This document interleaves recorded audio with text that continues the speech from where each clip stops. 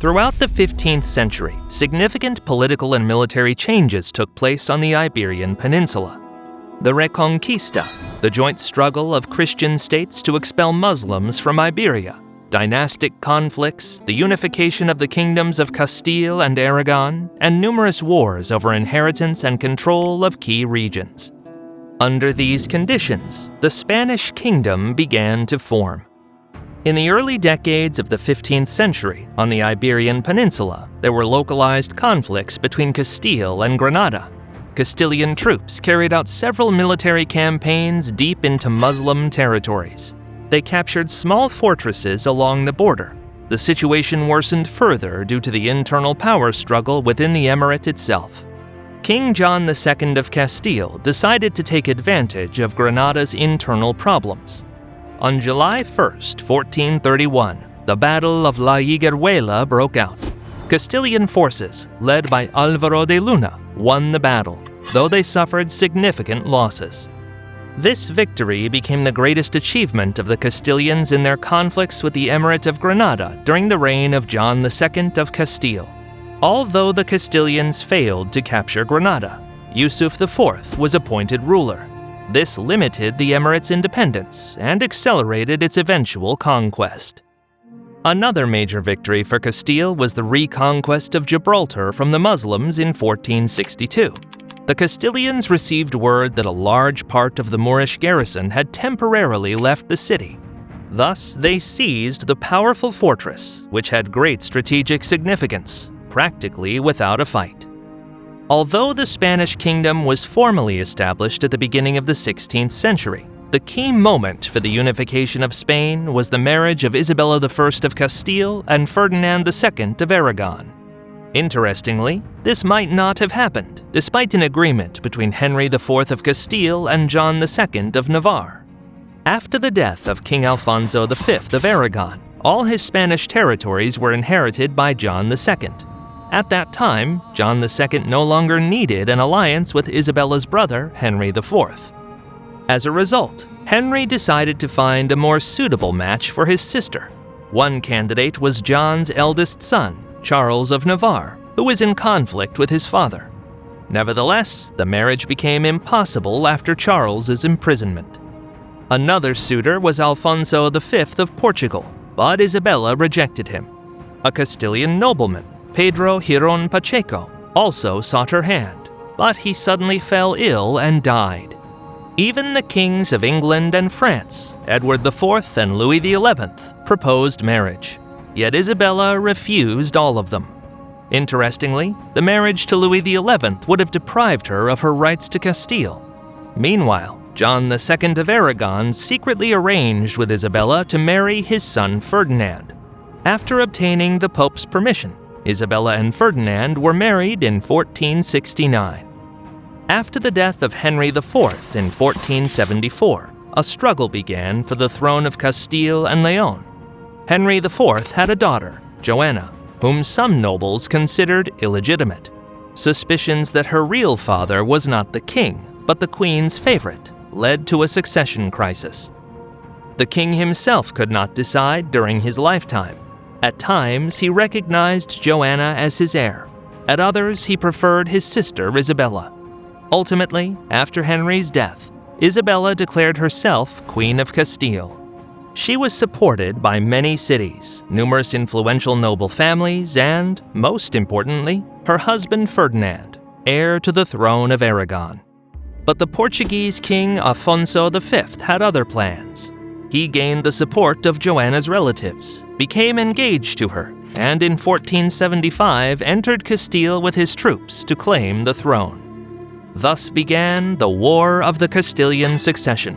One of the first major episodes of this war was the Siege of Burgos. This strategically important city in Castile quickly sided with the Catholic monarchs Ferdinand and Isabella. Nevertheless, the citadel itself, powerful and fortified, remained in the hands of a garrison loyal to Joanna. In June 1475, the united forces of Isabella and Ferdinand began the siege. The city supported the queen, but the fortress held out for more than half a year. The defenders awaited help from Afonso V, but Portuguese defeats on other fronts and a failed naval campaign undermined those hopes. By the end of December, the garrison surrendered. The capture of the Burgos fortress was not only a military victory, but also a powerful political signal. Northern Castile came under Isabella's control. The nobility and townspeople gradually recognized her authority. This success marked one of the first decisive steps toward victory in the war. Nevertheless, the climax of the Castilian Succession conflict was the Battle of Toro. On the eve of the battle, the Portuguese forces of Afonso V and his son John II besieged Ferdinand in the city of Zamora. The siege proved more exhausting for the Portuguese than the Castilians, so the Portuguese decided to retreat to Toro. Ferdinand pursued the enemy, and near the city the rival armies clashed in battle. Ferdinand commanded the center, which included the Royal Guard and several units of hidalgos. The left flank consisted of heavily armored knights, the strongest part of the Castilian forces, under Cardinal Mendoza. The right flank included 6 divisions of light cavalry. Afonso V led the center of the Portuguese army. With him were knights and 4 units of infantry. The right wing was made up of Portuguese nobles and Castilians loyal to Archbishop Alfonso Carrillo of Toledo. The left wing was the strongest, elite troops of the kingdom, along with army artillery and javelin throwers, led by John II. Ferdinand and Cardinal Mendoza's forces struck Afonso V, breaking through the enemy's center and right flank. Afonso retreated to Castro Nuevo. Due to bad weather and darkness, his army lost formation and scattered. The Castilians gained a significant advantage, capturing Portuguese banners and loot. Meanwhile, on the opposite flank, John II defeated the Castilian right wing, which retreated in disarray, suffering heavy losses. John managed to hold his position with minimal casualties, and even took prisoners. Since the strongest elements of both armies prevailed on their respective flanks, each side claimed victory. Nevertheless, the final triumph in the struggle went to Ferdinand and Isabella. 3.5 months after the battle, King Afonso V withdrew from Castile. Isabella, with the support of the Cortes, declared her daughter heir to the throne of Castile, depriving Joanna of her claim. Nevertheless, the confrontation between Portugal and the Catholic monarchs continued. The Portuguese successfully attacked castles and villages, burning them. In response, Isabella decided to strike at the heart of Portuguese power, at sea in the Gulf of Guinea. In the Battle of Guinea, the Portuguese won, despite the Castilian fleet's numerical superiority. John II took them by surprise. Thus, the Castilian ships surrendered, and the Portuguese seized the entire fleet, along with a large cargo of gold. The main result of this battle was the signing of the Treaty of Alcáçovas between Portugal and Castile in 1479. Under the treaty, Afonso V renounced his claims to the Castilian throne, recognized the Catholic monarchs as sovereigns of Castile, and relinquished the Canary Islands. In return, Isabella I of Castile recognized Portugal's dominance in the Atlantic, including sovereignty over Madeira, the Azores, and the Cape Verde Islands. Additionally, the agreement secured the marriage of Isabella, the eldest daughter of the Catholic monarchs, to Afonso, heir to the Portuguese throne. Reconciliation with Portugal and the unification of Castile and Aragon into a single kingdom strengthened the positions of Ferdinand II and Isabella I. They aspired to unite Spain under a Christian crown. The only remaining obstacle was the emirate of Granada. Granada had, until then, maintained peace with Castile by paying an annual tribute. However, Emir Abul Hassan Ali ceased these payments, effectively declaring an end to vassalage. In 1481, he seized the Castilian border fortress of Zahara and enslaved the local inhabitants. For Isabella and Ferdinand, this became a pretext for war against the emir. The Catholic monarchs decided to strike back. Their target was the city of Alhama, an important Muslim fortress in the mountains. The attack was led by Don Rodrigo Ponce de Leon, Duke of Cadiz. His detachment approached the city walls at night, taking the Muslims by surprise. The Castilians struck swiftly, facing little resistance. They broke inside and occupied the fortress. Thus, for the first time in a long while, the Christians established a foothold within the emirate. The Muslims tried to retake the city, but failed. Despite the siege, Alhama held. The royal army sent reinforcements, and Castilian commanders organized its defense. From that moment, the offensive against Granada began. It would last 10 years. After capturing Alhama, the Castilian command expanded the offensive and moved on the city of Loja. In May 1482, troops led by King Ferdinand II advanced on the city. Loja was of strategic importance as it controlled access to the interior of the emirate. Its garrison was commanded by the young Boabdil, son of Emir Abul Hassan. The Castilians attempted a siege, but encountered well-organized resistance. The fortress was fortified, the terrain made artillery deployment difficult, and the Muslim garrison fought fiercely. The siege lasted several days. The Christian forces had supply issues and could not breach the defenses. After several failed assaults, Ferdinand withdrew. Nevertheless, the failed siege of Loja worked in Ferdinand and Isabella's favor. Boabdil rebelled against his father and proclaimed himself Emir Muhammad XII. Thus, Abul Hassan lost the support of part of Granada's nobility. This led to a civil war within the emirate. The following year, Boabdil launched a campaign against the Castilian forces, but was defeated near Lucena and taken prisoner.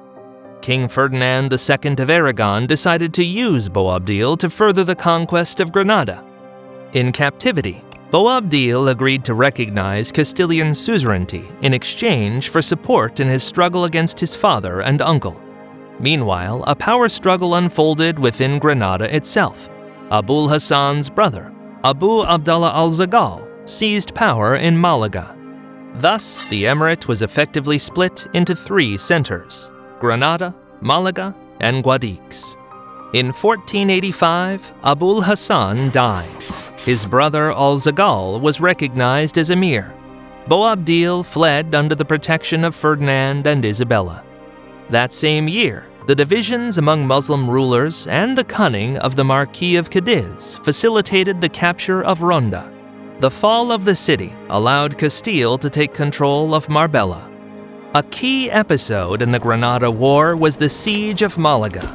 The city was crucial as the emirate's main port, through which weapons, supplies, and occasional aid from North Africa arrived. Its defense relied on the Alcáçovas citadel and the tall Gibraltar fortress, linked by a double defensive wall. Ferdinand II of Aragon attempted to negotiate a peaceful surrender before the siege, but to no avail. Thus, the Castilians began the siege. Their army included regular troops from Castile and Aragon, Italian mercenaries, and experienced artillery under Francisco Ramirez. A naval blockade sealed off the port. During the siege, Ferdinand repeatedly offered the defenders terms of surrender, but was refused each time. Malaga held out for over 3 months, but by late August, due to food shortages, disorganization, and a loss of hope for reinforcements, the population began negotiations. Ferdinand II no longer offered honorable terms. Most of the garrison and part of the population were sold into slavery. The rest were allowed to stay only under strict control. The capture of Malaga cut off Granada from the sea. It was one of Castile's most resounding victories in the war, signaling that the fall of the emirate was only a matter of time. In the summer of 1489, a large Christian army advanced to the walls of Baza. This became one of the longest and most exhausting operations of the Granada War. The siege lasted over half a year. The city was protected by forts, natural barriers, and a garrison of nearly 20,000 well-trained soldiers. All of this complicated the assault. The Catholic forces built fortified camps and used cannons, but Baza's walls proved too strong. The artillery was ineffective. Unexpectedly, Isabella I became the key figure in the siege. While in Jaén, she personally oversaw logistics, organizing food supplies, building the camp, and establishing medical care. When the siege dragged on, the troops were exhausted and morale was falling. The Queen arrived at the camp. Her presence greatly boosted the soldiers' spirits. Isabella's words of encouragement gave the army new strength to continue the siege. She also sent Baza's elders offers of honorable surrender. On December 4, 1489, the prolonged blockade, hunger, and cold finally forced the garrison to capitulate, this time under favorable conditions, unlike in Malaga. It seemed that the war was over, yet Boabdil was dissatisfied with the reward he received for allying with Ferdinand and Isabella, likely because the lands promised to him were governed by Castile. He broke his vassalage and rose against the Catholic monarchs, despite controlling only the city of Granada and the Alpujarras Mountains. Before the final Battle of Granada, Boabdil made one last attempt to save the emirate. He appealed for help to the sultans of North Africa, but received no support, neither political nor military. The Muslim world at the time was divided, and no one wanted to go to war with Castile and Aragon. The siege of Granada began in the summer of 1491. The Catholic monarch's army included engineers and artillery. The Crusaders built a whole temporary town right next to Granada's walls, Santa Fe, showing their determination not to retreat. On November 25th of the same year, the Treaty of Granada was signed. A few weeks later, on January 2, 1492, Granada surrendered. The Christians promised the locals their lives and freedom of religion. According to the capitulation terms, Muslims could either remain or emigrate, though this agreement did not last long. With the fall of Granada, the Reconquista, the Christian reconquest of the Iberian Peninsula that had lasted over 7 centuries, came to an end. Isabella and Ferdinand entered the city as victors. The Emirate of Granada vanished forever. The Catholic monarchs pursued a policy of religious and cultural homogeneity. They believed that a unified kingdom required a single religion, Catholicism. In 1492, Isabella and Ferdinand signed the Alhambra Decree, ordering the expulsion of the Jews. Jews were given 4 months to either convert to Christianity or leave Spain. Nearly 100,000 Jews left the country, many losing everything. Those who converted, so-called conversos or marranos, were still suspected of secretly practicing Judaism and became targets of the Inquisition. The same fate befell the Moriscos, Muslims who had formally converted to Christianity after the Reconquista. They were initially allowed to keep their language and traditions, but in the early 16th century, the Arabic language, traditional clothing, and rituals were banned. The Moriscos, especially in the mountainous regions of Granada, resisted. Their revolts were crushed, and Muslims were forcibly resettled throughout Spain. Eventually, they too were expelled from the kingdom. The territorial gains of Ferdinand II and Isabella I did not end with reclaiming the Iberian Peninsula from the Muslims. Christopher Columbus proposed a bold plan to the Catholic monarchs to reach India by sailing westward, bypassing Portuguese-controlled routes around Africa. On April 17, 1492, the parties signed an agreement known as the Capitulations of Santa Fe. The document specified the rights and privileges Columbus would receive upon success, high offices in the lands he discovered, and a share of profits from trade with those territories. For his westward expedition in search of a shorter route to the east, the Italian navigator outfitted 3 medium-sized ships. The largest was the Carrack Santa Maria, which Columbus personally commanded. The other 2 vessels, smaller caravels, were the Pinta and the Nina. In August 1492, Columbus set sail from a port in Huelva province into the Atlantic. On October 12th, he arrived in the New World. Columbus first reached San Salvador, now part of the Bahamas, then Cuba and Hispaniola, today Haiti. He was convinced he had reached the shores of India, and thus called the locals Indians. Seeing gold earrings worn by the natives, Columbus insisted they lead him to gold deposits, even though he failed to find any. While exploring Hispaniola, the Santa Maria ran aground. Columbus established the first European settlement in the New World, La Navidad, though later that same year, the natives destroyed it. Upon returning to Spain, Columbus claimed he had reached Asia. He brought with him tobacco, pineapples, and a small amount of gold. He insisted that the new lands held vast resources and that the natives were ready to embrace Christianity. From that point on, Spain began expanding its possessions in the New World. Ferdinand II of Aragon's final territorial acquisition on the Iberian Peninsula was the annexation of Navarre. In 1512, Navarre signed the Treaty of Blois with France against England, Castile, and Aragon. This gave Ferdinand a pretext for military intervention. That same year, with the Pope's permission, Spanish troops entered Navarre and quickly took control of its southern part. 3 years later, in 1515, the Castilian Cortes formally annexed the territory of Castile. Formally, Navarre retained its name, laws, and even its own Cortes, but in practice it became part of Castile. In 1521, after Ferdinand II's death, the Navarrese tried to regain independence with French support. Nevertheless, they were defeated at the Battle of Navarre. Spanish control was firmly established. This marked the final step in the unification of almost all Spanish lands into a single monarchy. The end of the 15th century was a turning point in Spanish history. The unification of Castile and Aragon, the end of the Reconquista, the beginning of overseas expeditions with the discovery of the Americas, and a strict policy of religious uniformity laid the foundations of a powerful Spanish monarchy. The Catholic monarchs, Isabella I of Castile and Ferdinand II of Aragon, transformed Spain from a fragmented collection of kingdoms into a centralized state. In the following century, it would become one of the world's leading empires.